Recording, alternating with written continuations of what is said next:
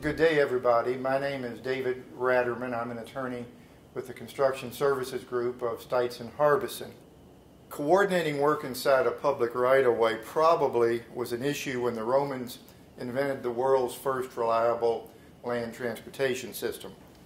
But it wasn't much of an issue because the Romans were good soldiers and good road builders, and it was best to just get out of their way. But they weren't so hot as governors. They ultimately lost everything they conquered, or most of what they conquered, and they left the roads behind.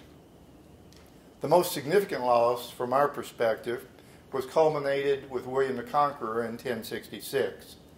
That's when King William stood on a hill outside the village of Hastings in southeast England, and he looked around and he said, "It's all mine." Now, William wasn't as good a road builder as the Romans, but he was probably a better governor. He came up with a system of laws that kept his kinfolks in control for pretty much the next 1,000 years. He came up with a system of shires or states, each with a separate governor. William gave these lords or governors the freedom to rule in their individual states, and delegated some of his governance responsibility, including road maintenance, to them. Then he came up with a system of right-of-ways that allowed his subjects and his army to travel from state to state or shire to shire as necessary for commerce or for defense of the kingdom. And this brings us to our first definition, which is right-of-way. The right of passage or of way is a servitude imposed by law or by convention, and by virtue of which one has a right to pass on foot or horseback or in a vehicle, or to drive beasts of burden or carts through the estates of another. When this servitude results from the law, the exercise of it is confined to the wants of the person who has it. When it is the result of a contract, its extent and the mode of using it is regulated by the contract. Now, that sounds like it probably came from William the Conqueror, and maybe it did, but it's also a 2012 civil code from one of the states here in the United States. Going back to William, it's reasonable to assume that at some point it became clear that it was in the king's best interest and his subjects' best interest to have public watering troughs available along the right-of-way, or for some provision to be made to drain water away from his castles so that it wouldn't ruin the king's roads. There was use or utility to all this, and that's exactly what the king called them, utilities.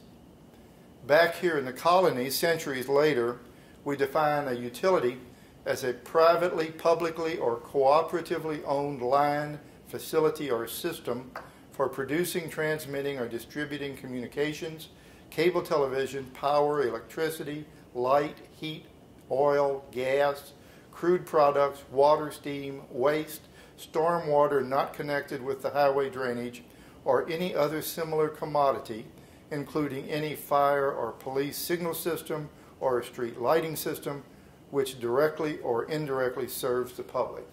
This definition is taken directly out of one of the references, the Code of Federal Regulations.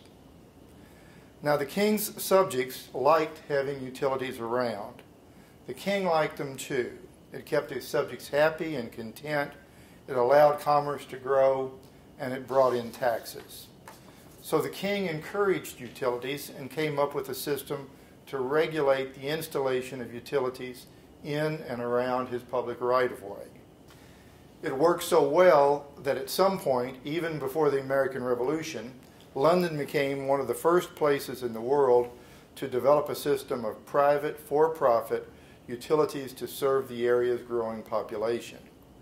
More and more utilities had to be accommodated in the king's right-of-way, and that trend hasn't stopped since that time. On the screen, we're showing you a 2012 installation taken from one of the references. And this brings us to a couple more definitions, all of which are also taken from the references. The first is accommodation. The initial installation of utility facilities along or across a highway right-of-way with the intent that they will occupy and jointly use the right-of-way. This is known as an accommodation. This is normally not a reimbursable event unless it coincides with construction of a new highway project that necessitates some extraordinary or abnormal utility construction requirement. Under the common law, when the utilities initially go into the king's right-of-way, the king might let them do it, but he's not going to pay for it. The second definition is relocation. Relocation is the replacement or adjustment of utility facilities that fall into the path of a proposed highway improvement project. This includes removing and reinstalling the facility and development of necessary temporary facilities. It also includes acquiring necessary right-of-way for the new location, moving, rearranging, or changing the type of existing facilities, and taking any necessary safety and protective measures. Under some circumstances, where the king himself is paying for the right-of-way improvement, the utility can be reimbursed for its cost involved in the relocation. Otherwise, again, under the common law, the utility has to pay its own costs. Now, those of you who are experienced in this area already know that these rules that started with William the Conqueror, started with the sovereign in England, have found their way through to our law here in the United States. I don't know exactly how the king handled these reimbursements when he decided that it was in his best interest to bite the bullet and pay for it. But over here in the colonies, the keepers of the king's Federal Highway Administration decided to handle reimbursement along the following lines. First, where the king has agreed to pay for the relocation cost, only work performed after the king or the Federal Highway Administration authorizes the relocation will be reimbursed. Second, the king reimburses only those costs directly related to the utility relocation. The king and his Federal Highway Administrator have a whole lot of rules in place to set out what costs he's going to reimburse and what cost he isn't going to be reimbursed. Those are all contained in the references. The king pays to restore the utility to the same functional capacity it had prior to the relocation. The king and his Federal Highway Administration isn't going to pay to improve the utility and is going to expect a credit for any improvement that occurs.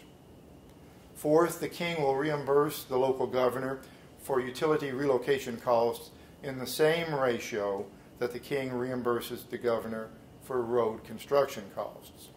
Since the local governor has a whole lot less money than the king, the local governor and his or her underlords normally won't pay for utility relocation on a road that isn't being funded by the Federal Highway Administrator. And if the local governor won't pay for a particular type of relocation cost, then the king won't pay for it either. The king or his Federal Highway Administrator won't sully himself by dealing with anybody lower than a governor. The king only reimburses the governor for relocation costs after the governor has already paid the serfs who have actually done the work. All of these reimbursement rules are set out in one of our references, the Code of Federal Regulations. As noted, however, in addition to the Code of Federal Regulations, there's common law in many of the states or shires that goes back nearly as far as William the Conqueror and that deal with relocation of utilities in the right-of-way. If a right-of-way is owned and operated by a state and private utilities in the right-of-way have to be relocated to accommodate an improvement to the right-of-way, the utility has to pay the entire cost of relocation. Generally, there are only three exceptions to this. First, where a legislative body has passed laws that provide some relief to the utilities. Second, where the utility can demonstrate that it's a pauper under the law. And third, where the utility is located on private land or a private right-of-way that's later taken by the state to improve the public roadway. There's a great deal of variance in reimbursement policy among the 50 colonies or state governments. Here's an example of a table from one of the references that attempts to sort all of these variations out. As you can see, it's very complicated. Now, let's say you're a loyal knight working for one of the governors, and your job is to look after the king's right-of-way and the governor's right-of-way. You have to keep the roads open and safe and repaired and improved, and you have to coordinate all the utilities that have found their way into the right-of-way over the years. And you have to defend yourself against the black knights that are constantly attacking the king's treasury. That would be lawyers like us who represent highway and utility contractors. Here's how you're going to do it. You're going to do it through a system of permits and franchises and contracts, and through good design and good scheduling and good coordination. And here are some more definitions.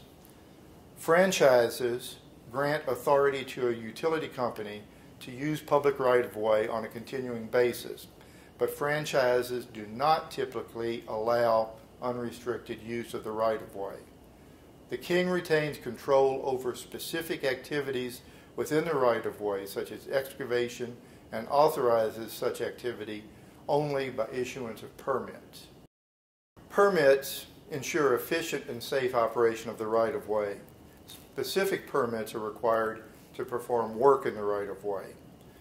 This requirement should apply to every entity involved in any work that will affect the public way, including privately and publicly owned utilities, private contractors, and individuals. Special agreements are the third form of written protection you have as the keeper of the king's right-of-way. Special agreements are required whenever proposed highway construction conflicts with existing utility right-of-way, either right-of-way or facilities, or when the utility intends to add new facilities during an ongoing highway construction project. All of these are written documents that obligate the local governor and vicariously the king or Federal Highway Administration. You can't do much about documents that are already in place, but to the extent you have any say in setting policy going forward, the references contain some very helpful guides for setting effective policy, effective permitting provisions, effective franchise and contract agreement provisions that will make your life and your job easier going forward. One of the references mentioned earlier, the master's thesis from Clemson University, provides good suggestions and forms for standardized estimating and pricing protocol to control the cost of utility relocation. But the best way to avoid or minimize cost of utility relocation is in the initial design of the right-of-way in the first instance. One of the great tools that's available to you that was not available to the poor old knight who was trying to coordinate utility relocation for William the Conqueror is something called subsurface utility engineering. This has been reduced to an ANSI standard in ASCE document 38.02, and it's explained in great detail in the references. The references indicate that every dollar spent on subsurface utility engineering save about $7 in construction cost. That's not the only place to save money. The primary place where you can save money for the king and the governor, in this old knight's opinion, is in project scheduling. Here are some examples of utility relocation schedules taken from the references. You'll see that under these schedules, all right-of-way acquisition, all design, and a good bit of the actual utility relocation has been accomplished before the road construction begins. William the Conqueror planned his attack before the Battle of Runnymede.